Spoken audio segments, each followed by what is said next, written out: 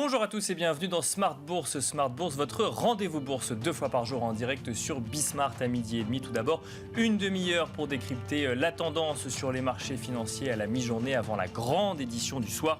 Une heure pour revenir sur les grands enjeux et évidemment les tendances sur les différents marchés financiers. Et au sommaire de cette édition, nous reviendrons donc sur la tendance justement des marchés européens ce matin qui évolue dans le vert, affichant un léger rebond par rapport aux semaines de baisse précédentes. Ce rebond est-il durable dans un contexte très incertain en matière d'inflation, de politique de banque centrale ou encore de prévision de croissance en zone euro? C'est la question que nous poserons dans un instant à nos invités. Et en matière de banque centrale, justement, nous reviendrons également sur ce questionnement actuel entre inflation et récession, de la possibilité pour la Fed de réaliser un soft landing, à savoir un retour sur des niveaux plus normaux d'inflation sans passer par un épisode récessif. Sur le sujet, James Bullard de la Fed de Saint-Louis a alerté à nouveau sur les risques de laisser courir l'inflation au niveau actuel, mais a estimé hier que l'économie américaine ne courait pas pour l'heure de risque de rentrer en récession. De ce côté de l'Atlantique, en revanche, le chef économiste de la Bank of England a lui exprimé plus clairement qu'il faudrait peut-être en passer par un sacrifice de la croissance pour contenir l'inflation. Un dilemme commun à toutes les banques centrales que nous commenterons dans un instant dans Smart Bourse. Et puis dans cette séquence banque centrale justement qui anime les marchés financiers, nous reviendrons sur le questionnement spécifique actuel de la BCE qui suit de près les taux obligataires des différents pays européens et notamment leur accélération fragmentée. Pour cela, la BCE réfléchit à un outil anti-fragmentation. Nous reviendrons sur les possibilités de cet outil et sur son application dans quelques instants. Bienvenue à vous tous qui nous rejoignez. Smart Bourse, c'est parti.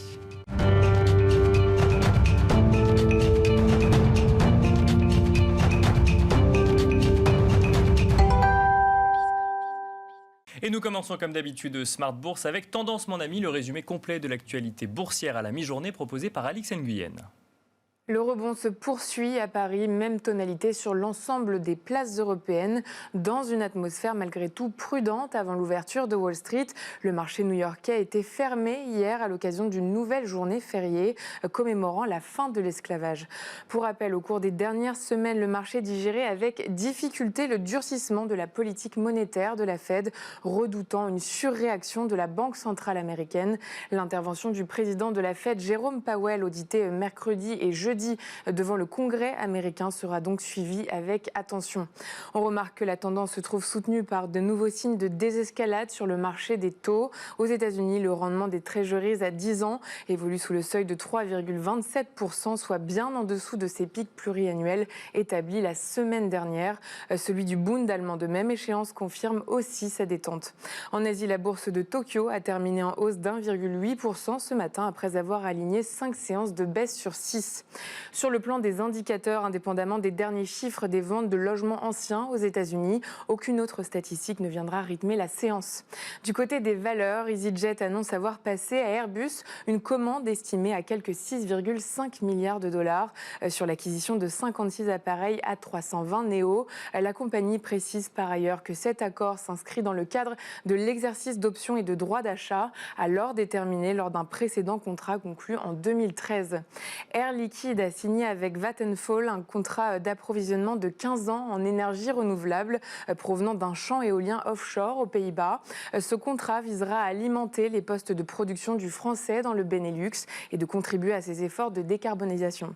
Et puis Eramet annonce la signature du contrat de cession d'Aubert et Duval avec le consortium Airbus, Safran et Tikeo AC Capital. L'opération devrait être finalisée d'ici la fin de l'année.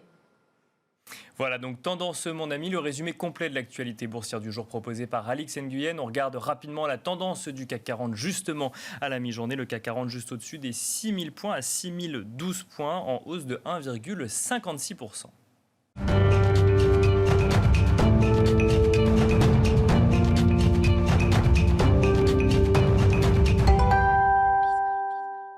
Et nous commençons donc tout de suite avec un sujet banque centrale, un sujet en lien avec la décision de la Fed de remonter ses taux la semaine dernière de 75 points de base contre les 50 attendus par le consensus. Pour en parler, Arnaud Faller est avec nous au téléphone. Bonjour Arnaud Faller.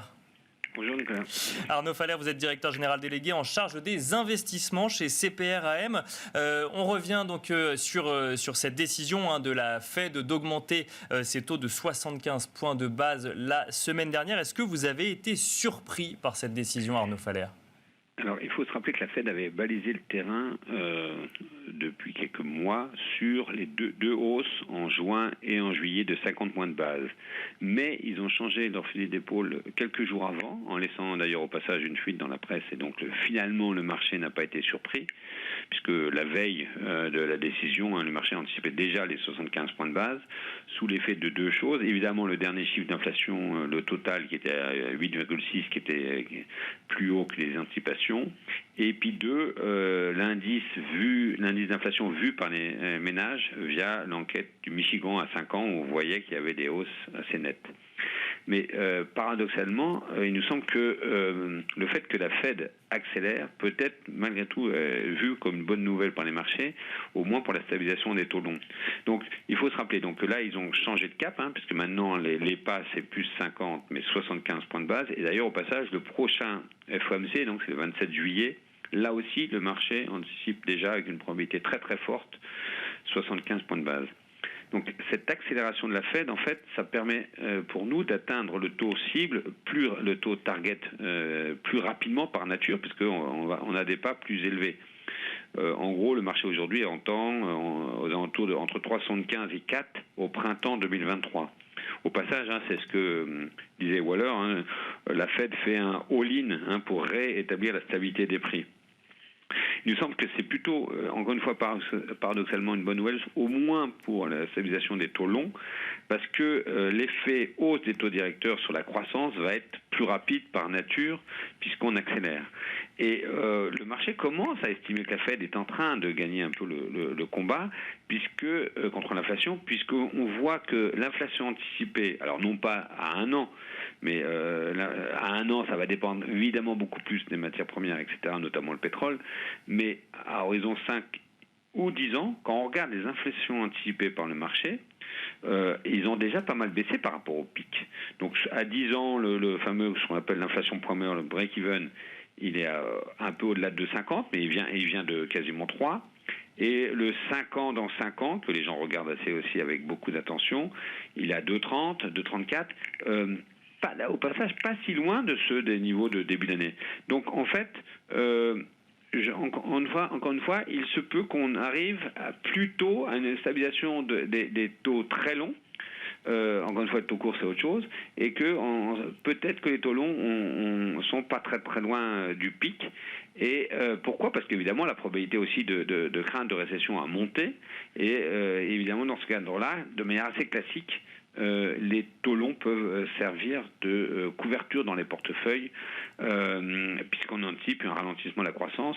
On verra les prochains trimestres, probablement on aura des croissances pas très très très loin de zéro. Donc c'est un point important parce que dans les allocations qu'on a en tête, on était prudent depuis plusieurs mois au sein de la maison CPR-AM. On attendait des meilleurs moments pour réinvestir, que ce soit en actions ou en crédit. Et il nous semble, pour revenir sur les actions spécifiquement, que pour augmenter le poids significativement en actions, on avait besoin de trois catalystes. Le premier, la stabilisation des taux longs. D'accord. Et pour l'instant, les taux n'arrêtaient pas de monter, donc peut-être qu'on arrive à ce niveau-là. Alors c'est important sur le marché action. Pourquoi ?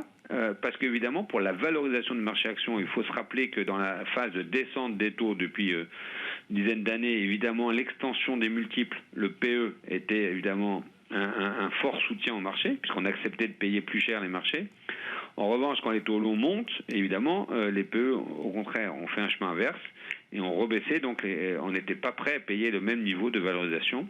Donc le fait que les taux longs peuvent arriver dans une période de stabilisation, ça peut être au moins un point important sur encore une fois, ce multiple de valorisation du marché. Après, dans le PE, il y a évidemment aussi les earnings, les bénéfices. Donc là, la vraie question, on va arriver dans la saison des résultats à partir dans 15 jours. Et la vraie question, c'est l'ampleur de révision des bénéfices. Pour l'instant, les analystes ont très très peu révisé. En gros, on est encore en version optimiste, entre 7 et 8% par exemple sur le marché américain sur 2022. Or, c'est pas compatible avec une hausse de la probabilité d'un scénario de crainte de récession. Crainte de récession, on aurait plutôt des bénéfices en baisse. Alors, tout dépend de la récession elle-même, mais malgré tout, même une récession faible, on aurait rarement des bénéfices en hausse. Donc, avoir cette ampleur de révision de bénéfices, c'est évidemment important pour pouvoir, oui ou non, à nouveau revenir massivement sur les actions. Et le troisième catalyse qu'on attendait, c'est oui ou non, on a une capitulation du marché, notamment des investisseurs épargnants américains. Ils ont pu être à l'origine des vives hausses qu'on a connues depuis maintenant plusieurs années, y compris ceux qui avaient reçu un chèque et qui n'avaient pas consommé mais plutôt épargné le revenu du gouvernement. La question, on le voit bien d'ailleurs aussi sur les bitcoins au sens large, là il peut y avoir quelques signes de capitulation. En revanche, sur le marché actions, peut-être pas encore, parce que le volume a monté un peu, mais il n'est pas encore très fort.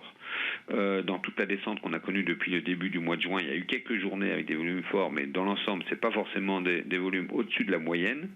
Et donc, il nous semble qu'il faut encore attendre un peu cette capitulation pour espérer un rebond durable du marché action. On peut avoir un rebond, ce qu'on appelle un rebond technique. Oui, en revanche, une inversion de tendance durable du marché action, pour l'instant, on n'a pas encore tous les catalyseurs que je viens d'évoquer. C'est intéressant, Arnaud Faller, parce qu'effectivement, quand on voit effectivement les décisions de la Fed de remonter ses taux et qu'on lit un petit peu les réactions dans la presse financière, on peut voir aussi une réaction qui est celle de dire, du coup, du fait d'avoir laissé filer l'inflation trop longtemps, la Fed est behind the curve et a du mal à rattraper finalement cette inflation qui a duré trop longtemps. C'est pas du tout ce que vous dites. Vous dites l'inverse. Vous dites au contraire, là, on va créer une situation qui peut être bénéfique, entre guillemets, pour une reprise des marchés actions. Alors pas tout de suite, mais un peu plus tard.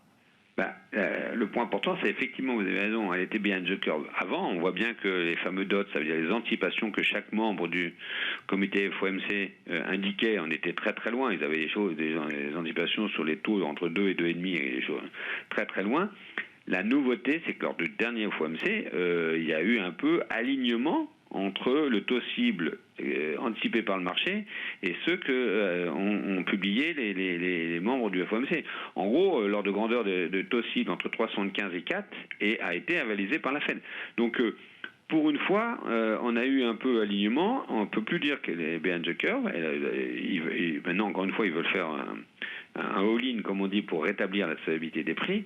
Et le fait d'accélérer les pas, 75 points de base 2 fois, puisque juin puis le 27 juillet, c'est de nature à rétablir encore une fois l'alignement avec le marché, la confiance même sur le fait qu'à la fin, c'est quand même la Banque centrale qui gagne. Voilà. Un mot également donc du coup sur les révisions des bénéfices. Donc quand vous nous parlez des catalyseurs des marchés actions, effectivement, donc il y a cette stabilisation des taux qui serait induite effectivement par l'atteinte du taux cible de la Fed plus rapidement que prévu, si j'entends ce que vous dites.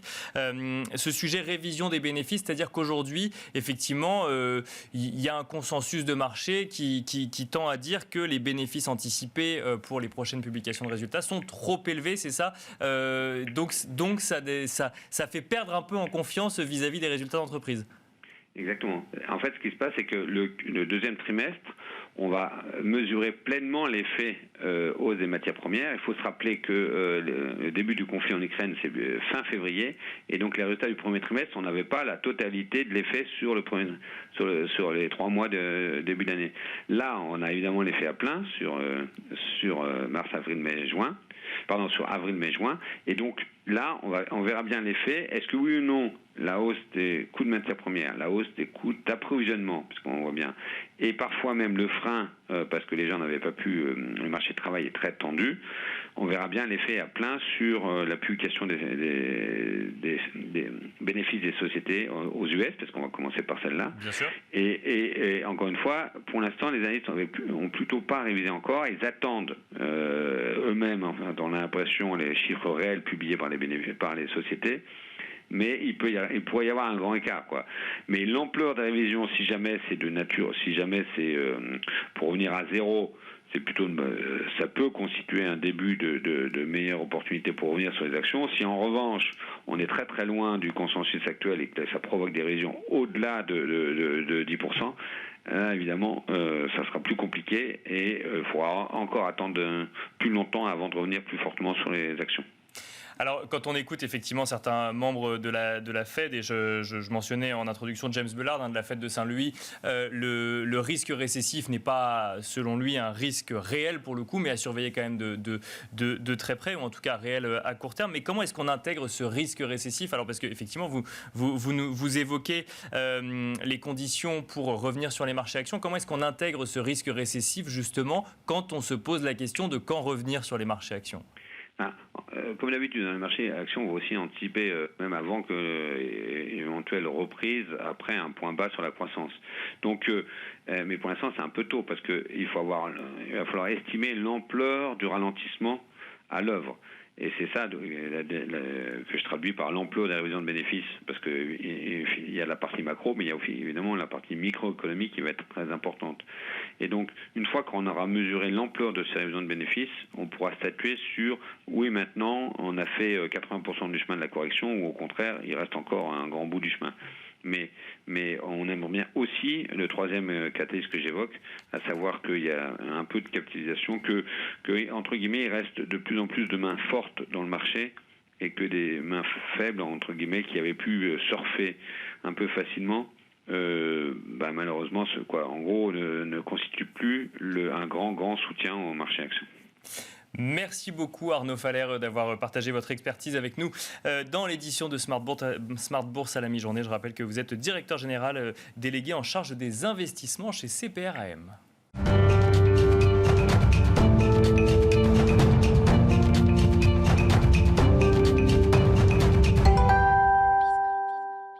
Et nous continuons dans Smart Bourse avec à présent un focus plus sur la situation en Europe et plus particulièrement en zone euro avec Evelyne Hermann. Bonjour Evelyne Hermann. Bonjour. Merci. Bienvenue sur le plateau de Smart Bourse. Vous êtes économiste Europe chez Bank of America. On va regarder un petit peu ensemble du coup la situation en zone euro, ce qui nous amènera évidemment à évoquer le sujet de la Banque Centrale Européenne qui est un sujet d'actualité. Mais avant d'aller spécifiquement sur la stratégie de la Banque Centrale Européenne, chez Bank of America, quels sont vos scénarios économiques pour la zone euro dans le contexte actuel? Oui, alors, juste pour introduire peut-être, on a tendance à être un peu plus bearish, donc un peu plus pessimiste que le consensus sur la zone euro en règle générale, mais là, on voit vraiment beaucoup d'écart par rapport entre nos prévisions à nous et le consensus économique. Donc, on a probablement un taux de croissance pour cette année au total qui est assez confortable, de 2,7% en moyenne. Mais on a une trajectoire à partir de maintenant en termes de rythme trimestriel qui a l'air très vulnérable. D'accord. Donc, on a des taux de croissance de à peine au-dessus de 0 pour le T2, le T3, puisqu'on a juste deux phénomènes complètement contraires. On a la réouverture qui nous aidera beaucoup dans des économies fortes en tourisme et on a l'impact du choc énergétique et la hausse de prix sur les revenus disponibles qui pèsent très lourd dans l'autre direction, qui pèsent notamment lourd sur un pays comme l'Allemagne. Donc, du coup, là-dedans, l'impact final, pour nous, ça se verra plus en 2023, où on s'attend à un taux de croissance autour de 1,3% en zone euro, ce qui reste au-dessus de la croissance potentielle, mais nettement moins que ce que le consensus croit encore, vers les 2%. Et pareil en 2024. Donc, du coup, ça reste une économie qui, vu qu'on est encore loin des niveaux de tendance de PIB d'avant-crise sanitaire, on se rétablit que très lentement maintenant. Et vraiment, ce qu'on vit comme choc supplémentaire cette année, le choc de la guerre en Ukraine sur les prix énergétiques, sur l'incertitude, ça ça impacte le scénario de rétablissement de l'économie de façon durable. D'accord. Donc du coup, on s'inquiète beaucoup justement sur cette tendance de croissance réelle, sur cette économie réelle, sur l'avenir, parce qu'elle risquera d'être plus faible qu'attendue encore par le consensus aujourd'hui, et donc du coup avec un écart de production négatif de façon permanente. Donc là, c'est côté croissance. Effectivement, c'est endogène avec ce que je vais raconter sur l'inflation, parce qu'on a des taux d'inflation qui sont très élevés et qui resteront probablement très élevés pendant un bout de temps. Donc on a 7,5 maintenant en moyenne pour l'inflation pour cette année totale, 3,4 en 2023. Là où on est vraiment sceptique, c'est qu'en vue du choc que ça représente sur le revenu disponible des ménages réels, sur les marges de profit des entreprises, est-ce que vraiment ce choc très stagflationnaire, mais finalement exogène de l'inflation, peut vraiment, de façon durable, nous amener dans une trajectoire d'inflation au-dessus de la cible de la BCE? Et nous, on s'inquiète que justement, ça ne sera pas le cas. D'accord. On n'achète pas tout à fait cette Ça veut dire quoi? Ça veut dire qu'on redescendrait en dessous de 2%? On redescendra en dessous de 2%, actuellement probablement vers la fin de 2023 et surtout en 2024. C'est à ce moment-là que ce déséquilibre entre demande et offre en zone euro deviendra plus prominent, plus dominant dans le développement de l'inflation. Et c'est là le contraste avec les US. Les US, ils sont dans une situation où ils ont plus de demandes que d'offres. En zone euro, on n'y est pas. Donc, du coup, pourtant, on a de l'inflation. On a de l'inflation, mais qui est largement importée pour l'instant. On n'a pas du tout la même inflation salariale. On commence à un point de départ qui est très proche de 2%. Ça va probablement s'améliorer. On espère que ça va s'améliorer plus que vers les 3-4% en fin d'année. Si on n'a pas ça, le choc inflation importée sera encore plus important sur la croissance réelle. Mais ce n'est pas du tout le même déséquilibre qu'on voit aux US. Ce n'est pas du tout la même inflation endogène faite maison qu'on voit en zone euro. Donc en fait, le sujet inflation aujourd'hui pourrait demain être un sujet déflation, si je comprends bien, en 2024. Déflation, c'est loin, mais désinflationniste. Désinflationniste, en tout cas. Voilà, donc du coup, c'est plutôt dans ce sens-là. On n'est pas encore arrivé au point où on peut dire, certainement pas avec certitude, qu'on a entré dans une nouvelle ère d'inflation en zone euro. Là, on en est loin. Alors, il y a un sujet également qui est un sujet banque centrale. Donc, du coup, la BCE va remonter ses taux une première fois en juillet, une deuxième fois en septembre. Et rien que l'annonce, en fait, ça a fait remonter les taux obligataires de tous les pays de la zone euro à des rythmes différents, à tel point que ça inquiète finalement la BCE, donc, qui, la semaine dernière, a annoncé travailler sur un outil anti-fragmentation. Alors, on ne sait pas exactement à quoi il ressemblera. On a effectivement des projections ou certaines personnes qui s'expriment sur le sujet. Je crois que le gouverneur de la Banque de France a donné une interview ce matin où il donnait quelques éléments supplémentaires, mais on ne sait pas exactement à quoi ressemblera l'outil. Moi, j'ai une question simple. Des spreads différents en zone euro, on l'a déjà connu. Pourquoi est-ce que ça inquiète autant la BCE aujourd'hui?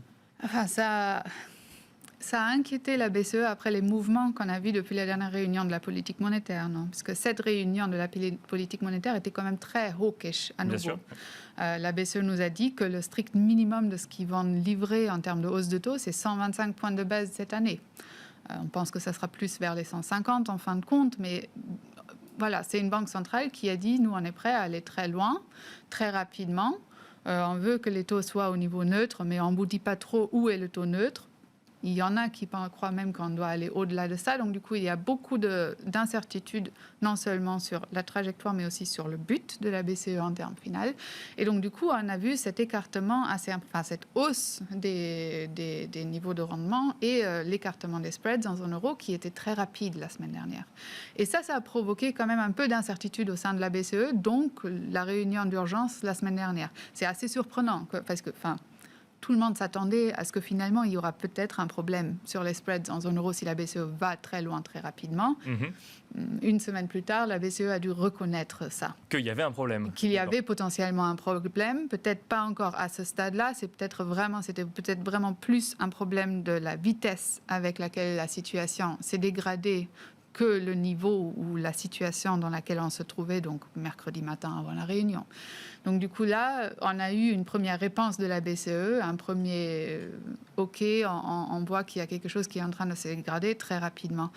Après, qu'est-ce qu'ils ont décidé à faire? Ils ont décidé vraiment, dans un premier temps, de formaliser la capacité d'utiliser le réinvestissement sur PEP pour intervenir dans certains marchés obligataires si vraiment il y a un écartement des spreads qui va au-delà de ce qu'eux, ils considèrent les fondamentaux. Donc acheter de la dette de certains pays qui verraient leur taux de rendement aller trop haut. Voilà, donc en gros, utiliser ce qui vient à échéance dans les pays core pour potentiellement réinvestir cette partie de PEP dans les pays périphériques. Ça semble être le premier instrument de défense. Notre équipe stratégie croit que c'est entre 45 et 70 milliards que la BCE peut avoir, rien qu'à travers PEP, à court terme 45, un peu plus long terme 70 milliards par an, qui peuvent réallouer donc, comme ça. Après, il reste la question de quand est-ce qu'ils vont effectivement utiliser rien que cet instrument-là.